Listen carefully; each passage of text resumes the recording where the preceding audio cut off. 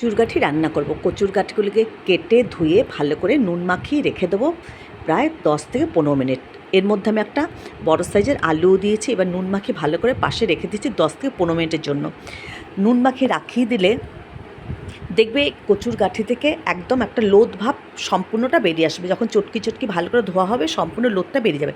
এদিকে একটা মশলা করছি, পেঁয়াজ, রসুন, আদা, কাঁচা লঙ্কা, গোটা জিরে সব একটা মিহি পেস্ট করে নেবো। এদিকে কড়াই বসিয়ে দিয়েছি আর ওদিকে গাঁঠি কচুটা ভালো করে আমি ধুয়ে নিয়েছি।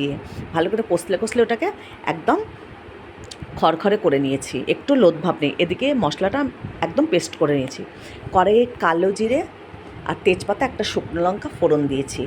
গাঠির মধ্যে কিন্তু কালো জিরেটা ফোড়ন দিলে ভালো লাগে। এবার গাঠি কচুর মধ্যে এখন কিন্তু আমি নুন দেবো না। এবার ভালো করে আমি এটাকে নাড়াচাড়া করে একটু ভেজে নেব।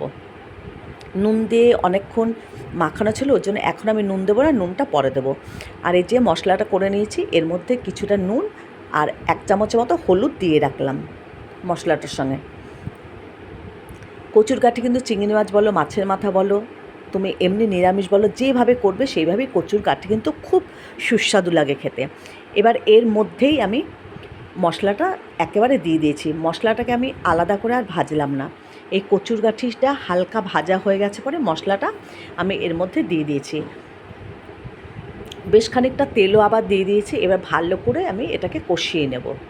খুব ভালো করে আমি কচুর গাঁঠিটা আর এর সঙ্গে আলু আছে ভালো করে কষিয়ে নেব। খুব ভালো করে কষানো হয়ে গেলে পরে এর মধ্যে পরিমাণ মতন জল দিয়ে দেবো। এটাও একদম মাখা মাখা ঝোল করব। ভালো করে কষা হয়ে গেছে কচুর গাঁঠিটা, খুব ভালো করে নাড়াচাড়া করে নিয়েছি।